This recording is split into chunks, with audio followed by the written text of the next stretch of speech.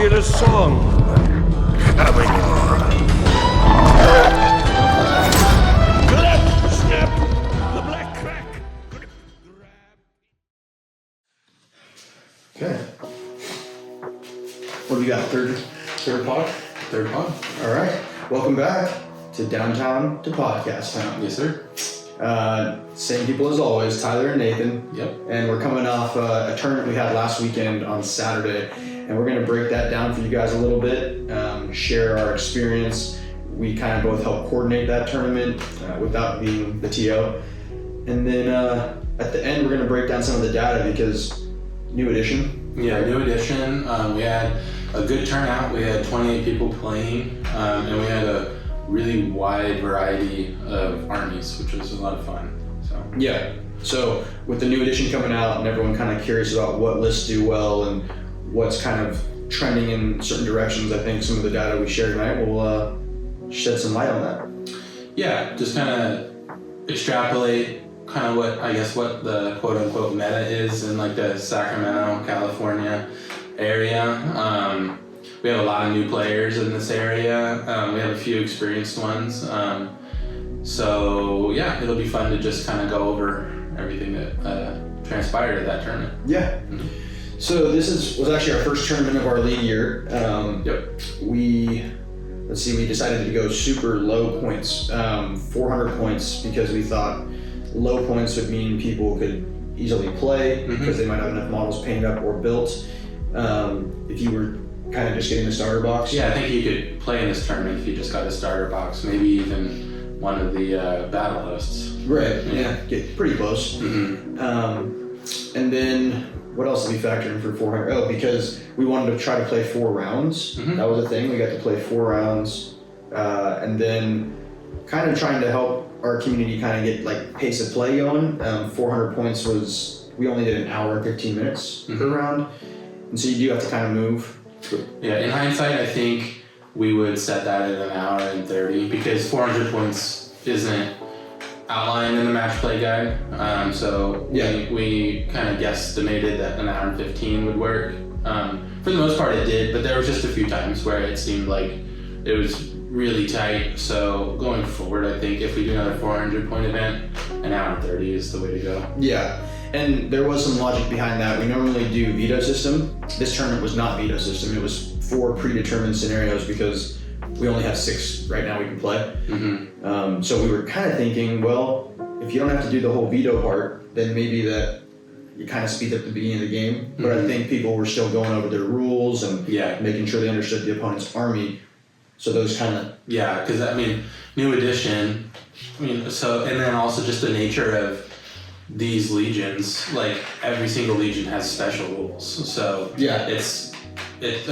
nobody knows all of the special rules yet for all the legions. So having to explain that naturally just took time, which we weren't really accounting for. So. Yeah, that was one of the reasons I thought 400 was good too, because some of the legions, you don't really use all your special rules unless you're bringing every toy in the list. Mm-hmm. So like I played Depths of Moria and I only needed one of my special rules to explain. I didn't have to go into the Balrog and all those other ones. You played Depths of Moria without the Balrog. Correct, yes, for all the goblins. So so that's kind of the structure of the tournament. We had the 4 predetermined scenarios where the first round ended up being a domination. Mm-hmm. We did not know what round the scenario would be played, but we did know the 4 scenarios, so you could list build around that. Mm-hmm. Domination was first, Recon was second, third was... Third was Fog of War. Yeah. Yep. And fourth was Destroy Supplies. Destroy Supplies, yeah. Mm-hmm. All really enjoyable scenarios. Mm-hmm. A lot of people's first time playing Recon kind of gets avoided. Yeah, I was surprised. There were some seasoned people that just had never played it, like people who had played for years. Yeah. That were just like, I've never played this scenario. Yeah. And it is fun. Yeah. But yeah, I think we like we talked about maybe a little more time for that one. Yeah. In particular, Recon, it's really hard to get across the board in an hour and 15. Yeah. And we specifically tried to pick only one scenario with the banner VPs because, again, just for accessibility for people, there are lots of lists that don't have a banner in it, and because we have a decent amount of newer players, like we didn't want to weight 2 of the 4 scenarios so heavily in favor of banner VPs, especially for someone who might just be starting out, who thought, hey, I like Halls of Thranduil, but now they're just behind because they don't have banners. So that's why we only had 1 with the banner VPs. That was an intentional choice, and I think for this tournament, I think it was a good one. Yeah. It aligned more with, because the previous match play guide was 3 scenarios had banner VPs out of 18, right? What is that, 18%? Something like that? It's low. So now we fast forward to this edition and 3 of the 6 have banner VPs, which is 50%. Yeah. And so that just seemed like a pretty wide gap, and we kind of tried to close that up a little bit. And like I said, in particular, we're still waiting on what seems like at least a third of the armies, with the Armies of Lord of the Rings book coming out, or having not come out yet. Yeah. Which I think will address some of these problems. It seems like we're playing an incomplete game at this point, you know? And so we just didn't want to weight these banner VPs too heavily in favor of any armies. So everyone had that knowledge going into the tournament. That they would only, of the 4 scenarios, 1 would have the banner VPs. Yeah. So we'll transition now that you guys have an idea of what the tournament was structured like, the way it was set up. We'll go into our lists and then a little bit about our personal tournament experience, and then we'll break down the data for you guys on the overall tournament and the lists that were used and played and how they were kind of structured. You want to go first? Sure. I played Army of White Hand with Saruman, Grima, and I opted for the Hill Tribe Chieftain over the Oathmaker because at 400 points I couldn't rationalize putting in the Oathmaker and the Chieftain, and with pretty much all of these scenarios relying on March, I couldn't not have the Captain in there, so I had to say goodbye to the Oathmaker, which he adds a decent amount of little punch into your army, letting your Wildmen reroll 1s and stuff. So to make up for that, I put a few Uruk Scouts in the army as well for that straight 4. It was just kind of a mishmash of Scouts, some Orcs, a decent amount of Wildmen with Flaming Brands, and some Bows, and a Creebane. And the army played really well. I was really happy with it. Grima is a pain in the ass to deal with. Yeah. He single-handed me one. Yeah, he single-handed me won multiple games for me. So. Especially with the scenarios the way they are right now, Grima seems to align really well with what he can do and how these scenarios play out. So, you played your first game was against who? My first game, Domination, was against Geo. He played the Black Gate Legion. So he had the Mouth and he had the Troll Chieftain and a bunch of Orcs. He played it well. It was just Grima snuck into the back and Grima can't be targeted by special rules, so that Eye of Sauron special rule that can make people move away from stuff couldn't do that. I just kind of had more models. I was able to outmaneuver. His dice betrayed him hard with the Chieftain though. He was only rolling like 4 highs, so that was definitely lucky in my favor. But overall, it was a pretty solid victory in the first round.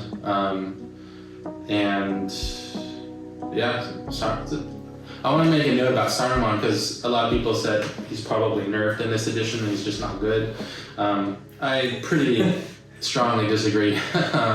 He lost that ability to reroll, but being able to hard target someone's big hero, especially at a low points level, like 400 where there's probably only one big hero, and just saying you get a -1 to all resist checks, I can always see you because my birds are flying around. Like, you will be transfixed for the entire game. And it was just, he had so much control over the games. him and Grima completely dominated. Yeah, you don't need to reroll when you guarantee the spell going off too, right? Like you have 3 spells a game that are guaranteed. Yeah, well, importantly, they're not actual spells because those can be resisted. These are abilities that can't be resisted. Yeah, right. So, yeah, they just happen, and lightning strikes and kills 6 dudes. Yeah. To start the game, which if you started with an army of 18, right, in a 400 point game, or 20, like that's a huge chunk of models. Yeah. Mm-hmm. Yeah, I think the army on White Hand at low points is very strong, specifically because of that lightning strike.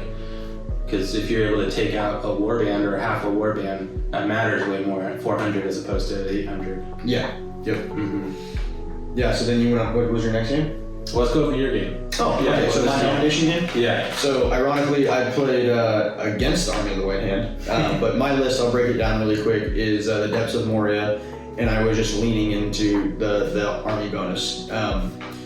So in a previous tournament, I played like Mordor, and I just leaned into the Army bonus for that, which is, you know, if you have more numbers, you get the old edition.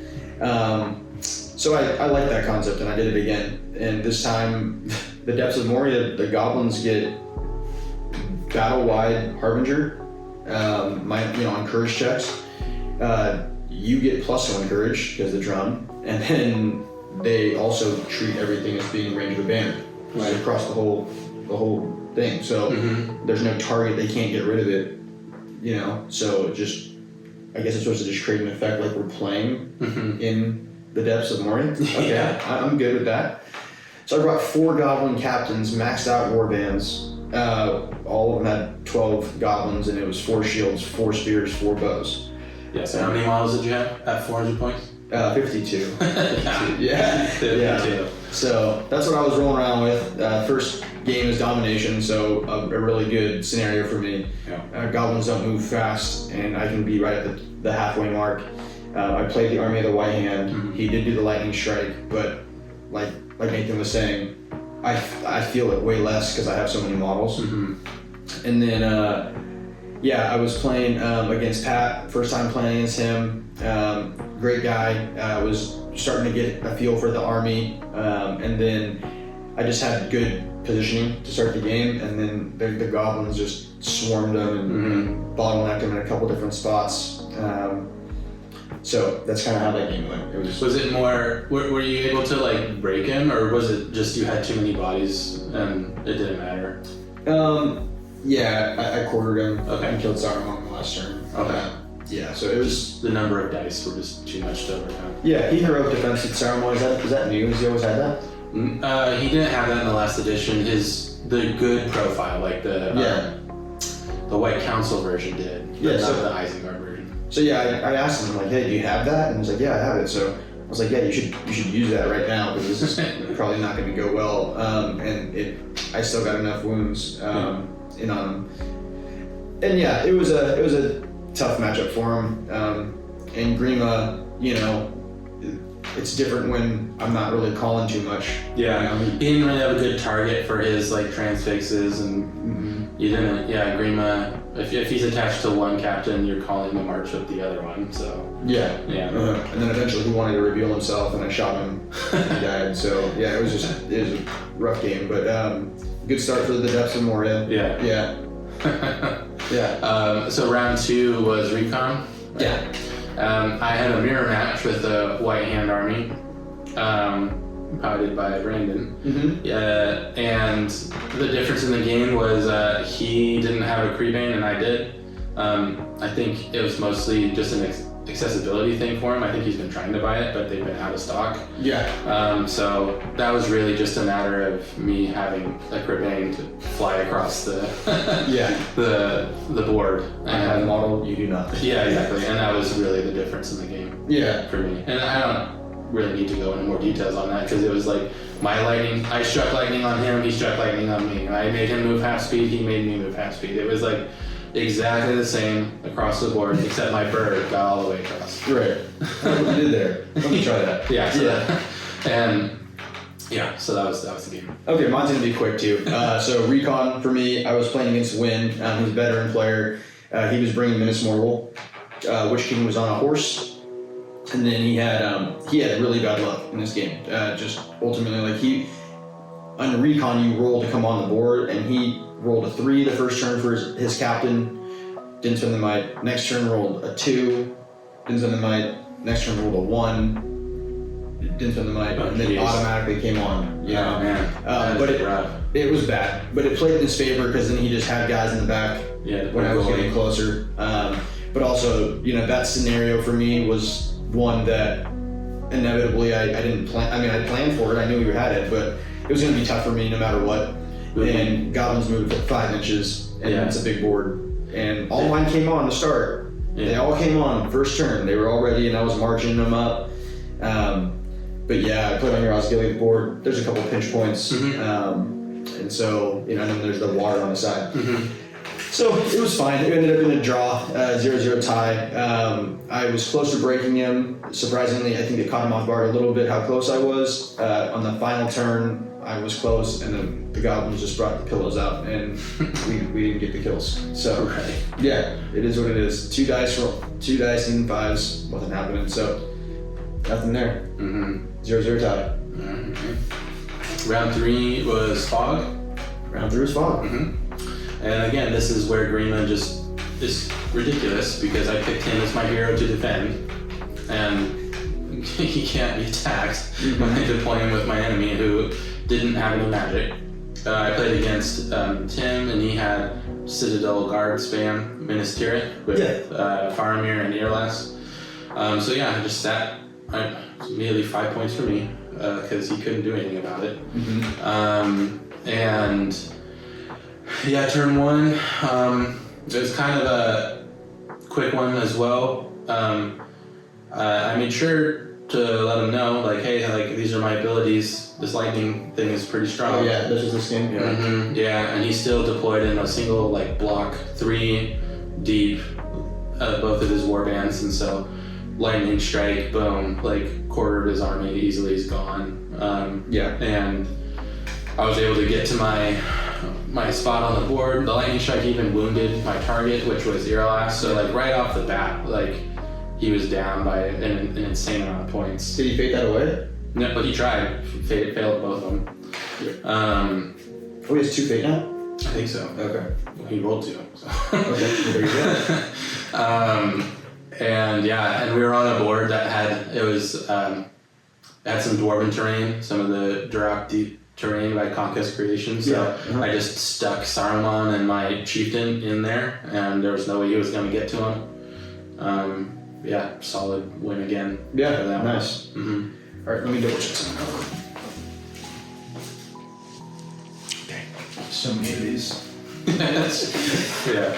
All right, so third round for me was playing Joseph. He's a fellow Sacramento player, great guy, and we were playing on your Lothlorien board. So he's playing Lurtz's scouts, and I was like, oh man, these guys move 8 inches. There's woodland terrain all over the place because it's your board, your Lothlorien board. So I was like, this could kind of get a little dicey. They could probably get past me, but the numbers are just insane for me. I had 52. I had 16 bows. I mean, he had 26. Yeah, 26. Maybe 13 per group, something like that. But I'm shooting 16 shots into him, and then it started kind of getting a little unbalanced. And this is the part that was just probably my funniest moment of the tournament. So first turn of combat, first time where the lines kind of really clash, I had priority. I'd tag Outlook with just a gob and a spear support. Plug everyone else up, try to get traps. And he calls hero combat. It's like, I'm not going to have him just sitting there. I want him to be doing some work. I'm like, yeah, that's fair. So I'm like, all right, I'll set you a bar. So that's what I was doing the whole day with goblins at fight 2. I was setting bars. And I rolled a 6. And he's like, of course, okay. He rolled a 4. And I said, hey, do you want to might it? And he was like, well, then I'd be out of might. That's true. Yeah. You would win the combat. And Outlook is at D5. And goblins are strength 3, so I need 5s to wound. With how many? Just 2. Yeah. Just 2. And it's he's got 2 wounds and 1 fate. But he's automatically my target because he only has Lurtz and Outlook, right? So he opted, no, I'm not gonna do it. Maybe he was thinking maybe he'll just fake one away if I get one. Well, I ended up banging 2 6s there. So lucky dice rolling for me. And then it gets worse because he only has 1 fate. He's got 2 might left, and he rolls a 1. So that was the first turn of combat, and it was just like really swingy for the whole game. Yeah. Joseph, being a good sport, he brings out a little dice jail that he made, which is like a little rock with a gate, and he put that die in there. And so then it's great because later on in the game, this is why you just keep things fun. He needed to win a roll-off, and we determined that he was more evil. And he went to that little dice jail and brought his little die out that doesn't roll well, and he rolled it, and it rolled a 3 for him, and he won that roll-off and killed my target, or killed his target. So it was pretty funny. It worked for him in the end, but yeah, at the beginning it was really rough. So that was a pretty big victory on that one. Yeah, for sure. So you had 16 goblins with bow. Yeah, 4 per warband. Yeah. Mm-hmm. Were you shooting into combats like Lurtz's combats, like denying heroic combats and stuff? Yeah, I could. Yeah. Did that work? I mean, they're goblins. They're not the greatest. They don't do what you need them to do. Right. They do what they want to do. But I was doing certain things where I was shooting into combats if I could. Mm-hmm. But sometimes I didn't really need to. Right. Just too many bodies. So even if it gets through that combat. Because Lurtz is doing her free heroic combats now in this legion, and so it's like even if he moves through, he's just moving into another goblin. 5 points. 5 points. Yeah. So I was more or less shooting into just like his other Urukai D4 ones that are bows, shooting back into them. And I guess the way it works out in this edition is if like Lurtz's scout is not broken until 66%, so you as an opponent you cannot get VPs for breaking them. And I think that's a change, right? It is. I think it's the way Isengard was supposed to be in the last edition. Because that was just making... It used to be you don't make the break tests until 66%. Right. Yes. And so that meant you were still broken at 50, but you didn't make the test till 66. Now you don't break till 66, which is huge in a tournament where in a time tournament, that's the point. Could be VP denial. So. Right. Yeah. Yeah. But I did get there. Yeah. And so, yeah. Anyways, let's go to that 4th round. Yeah, 4th round, destroy the supplies. At this point, I think I was playing at the top table, and my opponent had a Munich, and super awesome that he was there with the Munich. Through 4 rounds. But I mean, unfortunately for him, like I have Saruman who can. They're transfix and compel, but this edition it's different. Like I can't completely control where he moves, but all it took was for him to pivot one way, get himself out of position one time. Because I set up a juicy trample for him. I knew, and I really wanted him to face that way, and he went and did it, and he killed like 7 of my guys. But at that point, I had I hadn't used my Palantir yet to seize priority. I had a lot of ways to ensure that he'd be transfixed pretty much the rest of the game. Yeah. And so he spent about half the game just kind of pointing, staring at a board edge, and while I destroyed the supplies. Does that thing that makes everything move half, would that affect the war beast or no? Yeah. Yeah. Mm-hmm. Yeah, so sure. Yeah, that was the other nasty trick was like, he'd call a march, and then I'd be like, all right, I'll heroic move, and now you can only move half with your war beast. Yeah. Like setting up a trample is so hard when your move is suddenly half. Like it's yeah. A lot of answers there. Yeah, unfortunately, it was very hard, especially only at 400 points. So I warned him about the lightning strike, right? I'm like, this lightning is gonna strike right into the Howdah and probably kill most of the guys in the Howdah. So he's like, ruining on 3s. So he's like, oh, okay, I gotta get out of there then. I'm like, yeah, probably, if you can. So he had the rappelling lines. He jumped with 6 of them. He rolled 4 1s. So 4 guys, and then all of them died to fall damage. Yeah. So turn one, he abandons his Howdah and with 6 dudes, and 4 of them just die. Yeah. And I didn't even have to cast the spell. Like, it was just that was just the way it was gonna go for him. Right.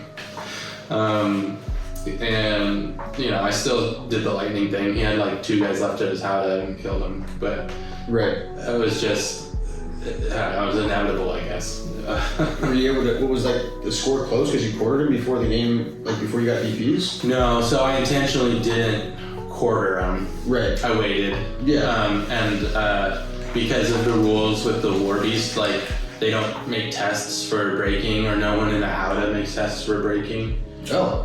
Okay. Which is really good. So, like, even though he was broken, I didn't have a worry that he was gonna fail a courage check and run away. Mm-hmm. So I kind of had time to make sure I got up to the objectives and destroy the supplies. Crabane and Grima? Crabane and Grima. Yeah, Grima just started there. Right. And burned one.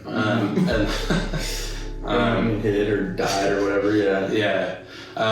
No, his happiest moment, my opponent's happiest moment, James, was he had 1 archer left in the Howdah, and that archer shot Grima after he burned a supply. Nice. Killed him? So, yeah, he killed him. Nice. Yeah. So he, that made him feel a little bit better. Yeah. So that was how that game went for you? Yeah. Okay. Yeah. And then that wrapped you up the top table and the W. Mm-hmm. So little foreshadowing there. Yeah. My game went. So I'm at this point. I'm 2 wins, no losses, and a tie. Mm-hmm. And this game was probably like one of what I call like the epitome of Middle Earth strategy battle game. This was an amazing game. It's destroyed supplies. We got the goblins. I'm facing Minas Morgul again. This time different flavor because the Witch King's on the Fell Beast. Mm-hmm. I'm an AMAR player, so I'm used to seeing the flying and the casting and stuff. But maybe I forgot about it for a while because early on, I think it was like 2nd or 3rd turn, my opponent Steve, he compelled a goblin out, a goblin archer, charged him, and then was lining up to do that heroic combat right into my leader. And my goblins, like I said, they do what they want. I shot in that combat trying to kill my D4 goblin, and they must have liked this guy. This was their old buddy because they kept him alive. And the heroic combat went off. He got my leader, and then he had a nice little secured VP right there. So now I'm chasing. Now I have a lot of pressure to go ahead and get those supplies. Remember, my goblins aren't moving quick. I just lost 2 might because my hero died, my leader, lowly captain, but he was the deemed captain of the group. So yeah, it ended up going very interestingly because it ended in a tie. Because on the final turn, I was able to get to 1 supply. I had might on that side of the board, so I tagged all his guys, got 1 guy on the supply, and then that would have technically got me more points because there's a new added scoring in there that if the one that gets more supplies burned, you get another VP. Mm-hmm. And so something was going on with the points, and we both didn't have banners, so we got 2 points for that. Mm-hmm. Weird. And ended up being a 6-6 draw. Mm-hmm. And he realized, okay, you're gonna burn this banner, or you're gonna burn this supply. I need to go take the Witch King and move near a supply, because you can also get a VP now for just being near a supply. If you have more, yeah. Yeah, and he took my 1 model that was over there and moved him 3 inches away or whatever, 2.5, and he did a good job with that. So yeah, it was a great game. Mm-hmm. Swung his way at the beginning. I was able to claw my way back in. Priority, that final turn priority, if I would have won that, I would have tagged 2. Mm-hmm. So I had a chance to still win.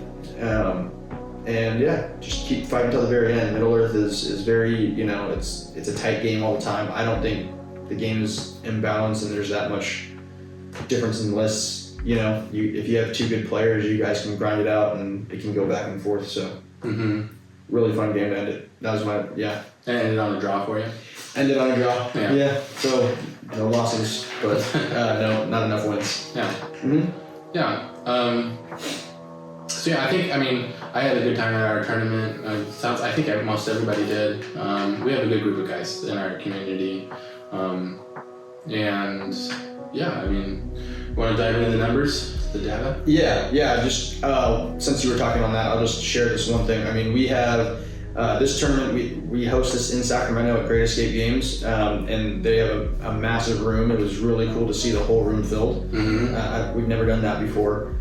People were coming in looking for tables to play their other games, and there was no room. Yeah. But in regards to just to get an idea, if you're not familiar with California, we actually had people from all over Northern California. One guy came up from Southern California. We had 4 people caravan from Reno, which is about an hour and a half away, and then probably like 8 or 9 players from the Bay Area come up. So we really do draw quite a range of people from 2 hours away to and it's just pretty cool to see. Yeah, it's really cool to see the community just coming together, and because we have on our Discord, we have like our groups, and like our groups are organizing their own games. Yeah. In their more local areas, but then for our tournaments, which we're trying to do every other month, everyone's coming together, and it's a cool thing to see. Mm-hmm. So just one piece of data here. Just want to congratulate Nathan. He did end up winning. He was top table and then ended up winning the tournament. Mm-hmm. Second place was to who I played in the second round in Recon, and then third place, and then third place was to Steve, who I played in the final round. So nice. Congrats to the podium guys. Nice. Yeah. Big congrats. All right, so jumping into the data. We have a pretty good spread because 28 players, I think, is a decent amount to show somewhat relevant data. It's not as big as the tournaments that are in like UK or something. But 28 players. So at 400 points, and again, the important details to keep in mind: 400 points, so small army. Pre-selected scenarios, only one of them having banner VPs. Average model count was 23. Oh, we did have a model count minimum, by the way. We did, yeah. We normally do it at 5, but for this tournament, since there's only 400, we did it at 3. Mm-hmm. And one person did use that. They played the Eagles. They played the Eagles with Guahir and 2 Great Eagles. So he sacrificed 50 points, which... Guahir being 200 kind of sounds about right in this edition, so it seemed fitting. But anyways, let's get into it. Yeah, so average model count was 23, and that's factoring in the Eagle list, and then we had 2 lists with Mummies, each at like around 8 models. So basically for like every low model count, and then we had like a Depths of Moria with the Balrog, which was like at 11 models. Basically for like every one of those, we had something like Tyler's Depths of Moria at 52, or a Usurper's of Edoras at 42. So they were all, and most of them seemed to be at the 20 or higher mark in general. Yeah. Mm-hmm. And to be honest, like I wasn't sure if that was going to be the case because it seemed like most things got a points increase in this edition. Mm-hmm. So I think the jury's still out on like the number of models to points ratio. Yeah, it used to be 20. Right. Yeah. If you're playing 500 point game, you get 25 models on the board, including heroes. Yeah. It's pretty much average. Yeah, last edition 400 models the average should be around 20. 400 points. Yeah. Yeah. So we kind of hit that maybe slightly higher. I was curious about the shooting numbers too. So of all of the 28 armies, 11 of them had maxed bows, and I threw in a couple lists that were like 1 bow short, because that's, in my mind, that kind of plays into a shooty army. Yeah. And so that's about 40% of the lists had maxed bows, and I think that's more than we had seen in other tournaments. I think for a few reasons, right? Like probably there's Blinding Light nerf, right, is a big one. Or even just like casters in general at 400 points, they're too expensive. So. Oh, I think the number one thing is the scenarios. I mean, the majority of them you start way apart. So yeah, I mean, shooting sounds like a good idea. If you have to start, opponents walking across the board, right? Apply pressure that way. Yeah. Armies with banners, we had 7 armies out of the 28, so about 25%. That number, I wasn't sure about that one. At first, for me, that seemed low, but we only had the one scenario pre-selected with banner VPs. And there were a decent amount of armies that were played that just didn't have the option for a banner. So there were 17 armies out of the 28 that had the option to take a banner. Only 7 of those chose to take a banner. Yeah, that's interesting. So 41% of the armies that had the option to take a banner took a banner. And to me, that just has to be points level. Yeah. Right. Like even at 500, I think that number would swing way up. Yeah, I think almost everyone at 500 would put a banner in that could. Yeah. At 400, I mean, for me, I didn't play with a banner. I had Army of the White Hand. But I also had answers to if my opponent did have a banner, right? And I think that's probably the most important piece is if you don't have one, like you better have a way to take out your opponent's banner, right? Yeah, because otherwise it's 4 points, right? And that was because we played the short of supplies. Right. But in most cases, yeah, it's going to be 4 points or, yeah. Can you take a banner in yours? Yeah, for an orc banner. You can take, the orc banner, right? And the scouts can't take a banner anymore? Oh, the scouts can. I just never considered it. No, but you could, right? Yeah. Okay, so yours was one of the lists that could and you chose not to. Mine was different. I can't, right? So it's a little bit different, but I think some of the usurpers list can't take it, right? No, yeah. So there are a few that can't take it. Usurpers was a popular list at this tournament. They can't take banners.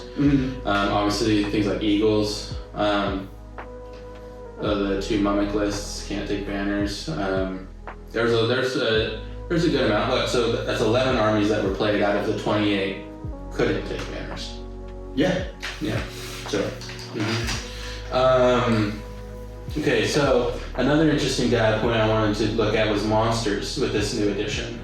Again, like it's a low point tournament, so how does that reflect on, because monsters are generally more expensive, right? So that also plays into it.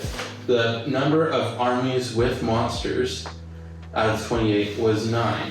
So 33% of the armies at this tournament brought a monster. Does the War Beast count as a monster? I did not put that in there, no. Or did I? Let me double check if I counted that one or not. I don't know if it does, but I'm saying I'm like... I think I did count it. It has to, right? Yeah, okay. It does. Yeah. We saw 2 birders, right? We saw... Eagles. The Troll Chieftain from Black... Oh yeah, Blackgate. I also counted Witch King on Felbeast. For sure. Yeah. It's a monster. It's doing monster things. Yeah. So I think Balrog. Yeah. Balrog, yeah. So I think that number is probably higher than it was at our previous tournaments. I don't think there was that many people bringing monsters. No, I think they're just a little more usable now. Yeah. Right. And I think that I think it speaks to how much more usable they are now, because at 400 points, you're hurting to get a monster in there. Like it's a big commitment to get a monster. You for sure wouldn't see a troll at in the last edition at 400 points. Right. At least at a competitive event. Or even an eagle for that matter. The one interesting thing I would say about the monsters is that the majority of them still were heroes, though. Like the vast majority were hero monsters, which, back to the playability of the ones that always got shelved were the ones that were non-hero monsters, right? Right. And I don't know, maybe there was a couple of those floating around that, like technically great eagles, and then did Doug have some regular? There was a hill troll in one of the birder armies. So there was probably some, Yeah. but I think most of them are bringing, the might with it, Yeah. having that. Yeah. So that goes into like another data point I had. So the number of armies that took monsters who could take them. So there were 12 armies that could have taken a monster, and 9 of them chose to take the monster. Oh, okay. So 75% of, if you played an army with a monster, it seemed like most of the people were playing it because they wanted to play That monster. that monster. Yeah, which that's kind of back to my point. Yeah. The hero, like kind of being, some of these are the focal points. Mm-hmm. Two birders, adepts, and Moria, Mhm. So, like for mine, for example, I guess I could have taken him, but the cage roll is just not appealing right now. No. Not sure if it ever will be. I don't know what the deal is with that profile, but Yeah. and then I did look at maybe trying to get the Watcher in there. 200 points, 400 Yeah, Watcher. it's a commitment. Yeah, it's half an army. But maybe down the road. Uh-huh. Yeah. Let's see. Armies with casters, there were 7 out of the 28, about 25%. That one I think is probably right where I actually, that to me I think is high because it's high. 400 points. Yeah, you think it's high? I think it's high because Okay. it's 400 points. The caveat being, 3 of those 7 were Army of the White Hand lists. So Yeah. they were played. So they were going to be played, and then 3 of those were Minas Morgul lists, Mm-hmm. which again, Witch King. It's your focal point. So the most popular lists all had casters that had to be there pretty much.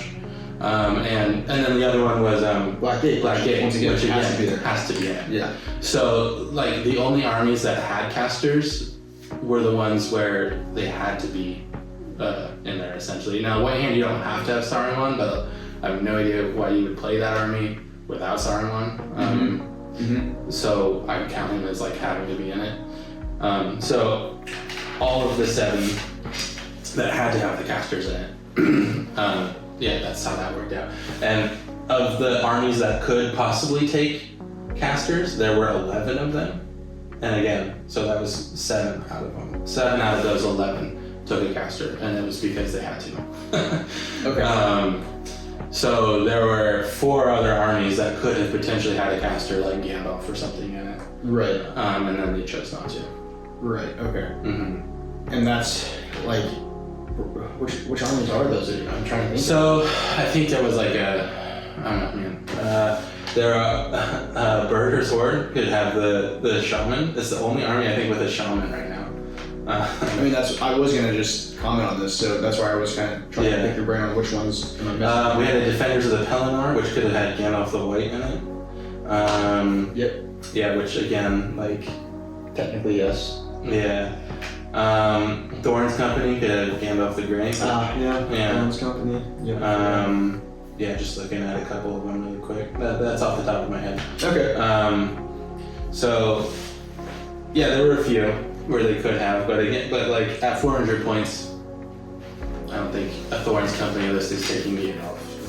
Yeah. So a couple of these data. How many more data points do we have here?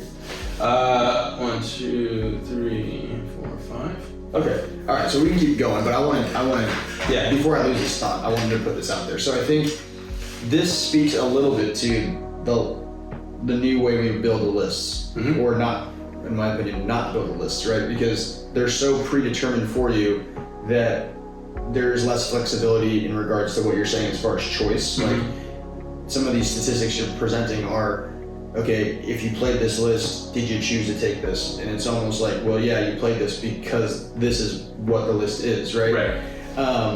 On top of that, we've lost some of the profiles, which the the smaller minor casters, Right. across the board, right? So they're just not even available to take, Right. which is, like you said, shamans. Yeah, shamans are not available. We lost, in Old Mordor, you could do the Kardish, the ring race where you could budget them down and have them cheap. Yeah.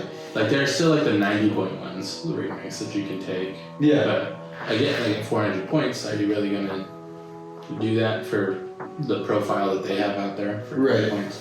Yeah, like I mean, even the wind collar's gone. I mean, there's like, not like people taking that, but that's just interesting because you have all those little minor casters. Mm-hmm. Not even. Yeah, they're not in the game, and I'd say like a popular list last edition like Lothlorien probably doesn't have its legs yet. It's waiting for the Armies of Lord of the Rings book, which Galadriel is very popular.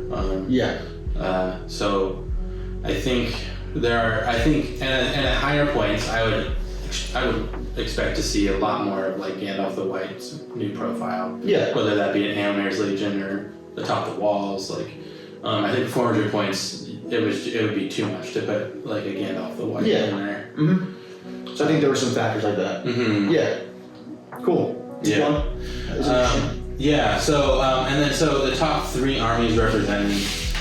We had Army of the White Hand had 3.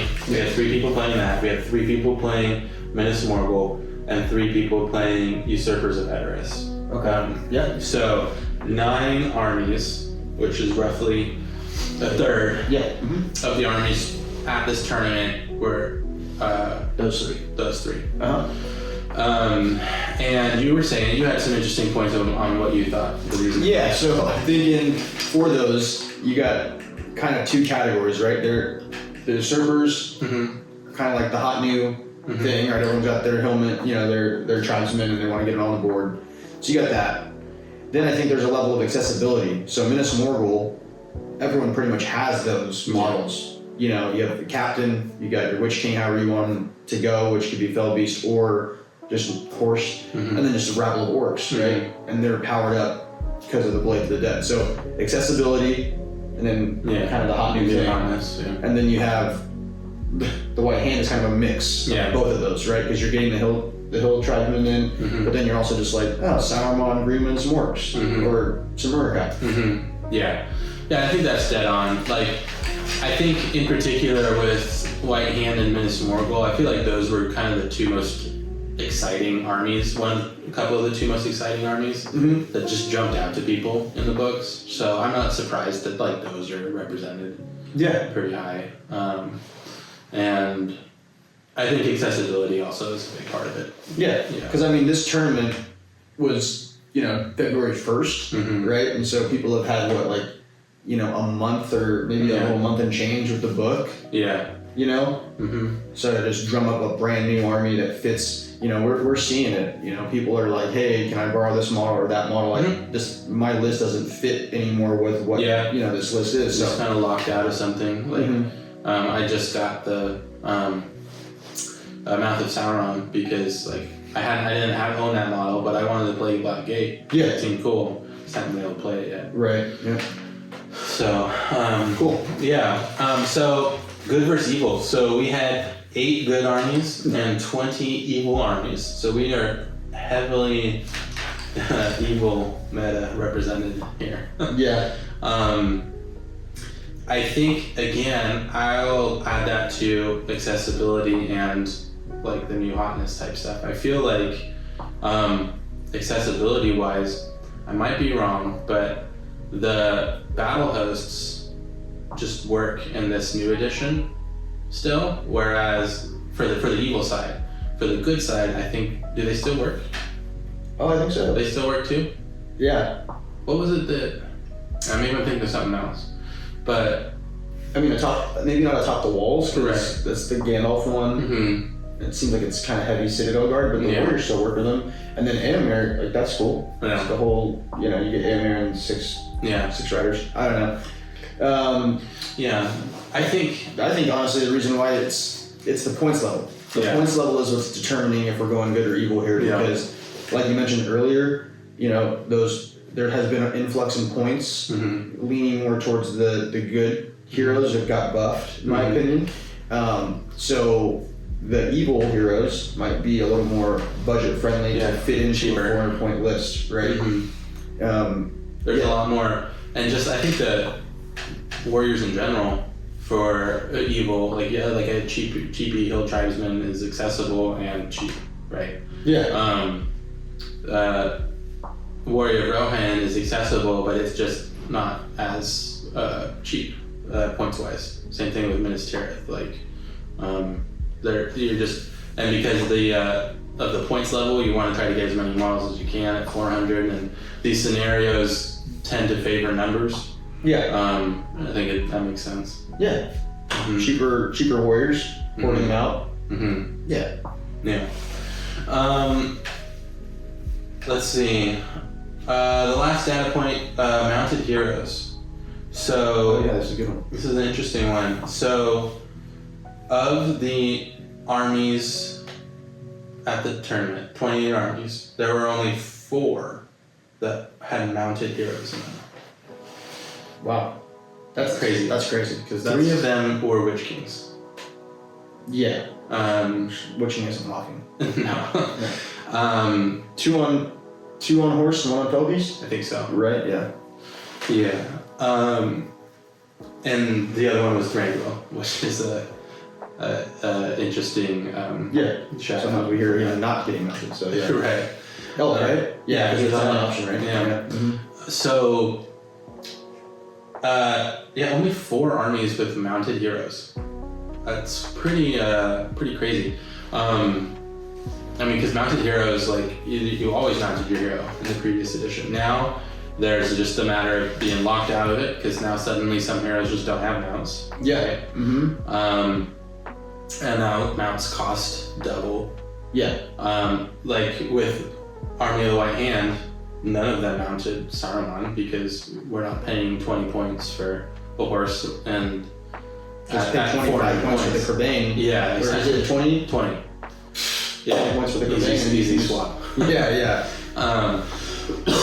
So there's like, and what was interesting was the Usurpers of Edoras list. There were 3 of them. None of them had Wolfman. Yeah, that's true. They were all Freka, Lord Thorn, and the chieftains. Yeah. They just really went for numbers. Right. And so yeah, like even there was like a couple dwarf lists like on foot, heroes on foot. Yeah. I don't think those dwarf lists had the ability to mount though, right? I think some of them did. Yeah. Okay. Yeah. Thorn's company was like a pony. Thinking about No. Like there was a airborne reclaimed list. Okay. So they could have taken Dane. Yeah. Mounted him up, but they didn't. Okay. Minas Tirith, right? They didn't mount anyone. Gundabad, right? No mounted bold. Well, yeah, that's because we don't know how to mount bold right now. Yeah, that's a history. Here's this massive org, 40mm base. Right. Yeah. Yeah, there was there were good. There are a lot of options to mount. The Mouth of Sauron and the Black Gate was not mounted. Yeah. Right. Realms of Men just didn't mount. The Kings of Men, which probably also was a model. That just doesn't exist right now. There it is, G-Dub. There it is. Defenders of the Pelennor, like they could have mounted. Yeah, that's true. So there was a decent amount. There was so there was only 4 with mounted heroes. There were 16 lists that could have taken a hero with a mount that chose not to. Right. So that's interesting, right? 25% of the lists that could have taken a mounted hero chose not to. Right. Points level, Mm-hmm. a little bit of that. I also think maybe some of these heroes that they were taking aren't combat heroes as much. Yeah. So if they're not a super big combat hero, then maybe Right, yeah. less. 3 Sarumans, 1 Mouth of Sauron. Right off the bat, that's 4. Right. Yeah. Of those 16 that are just not going to be mounted. Right. In most cases. Mm-hmm. At 400.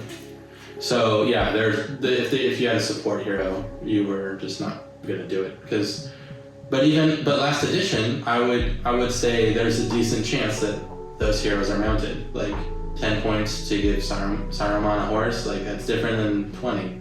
Oh yeah, it's a big deal. I would expect if the Mouth of Sauron only costed him 10 points, I would expect him to be on a horse. Yeah, Sucker was always on that 15-point armor horse. Oh yeah. Yeah. But I mean, Greenland can't get mounted anymore. But No. in the old edition, people would always mount them. You could, yeah. Yeah. So it's interesting. Okay. Yeah. So yeah, that's pretty much it for our tournament. Any final thoughts?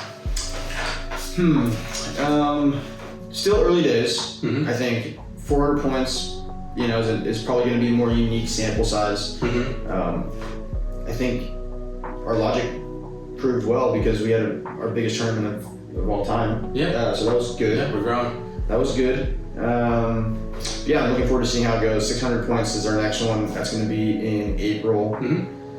I think we'll see some more mounted heroes. I think so. We'll see some more monsters. I hope so. Probably some more casters. With so much Saruman dominance, Mm-hmm. I'm sure some people are going to drum up their Gandalf the Whites to try to counter it and Mm-hmm. have some counterplay in there.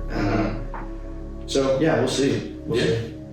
Yeah, and then we'll have a similar recap, going over numbers and trends and meta watches and things like that. So Yeah, another 2 more months though, right? So another 2 more months of having all the material in front of them. Mm-hmm. Maybe another 2 more months to get a model or 2 that you don't have that can move you up to that list, or I think that's also one of the biggest things is the legions.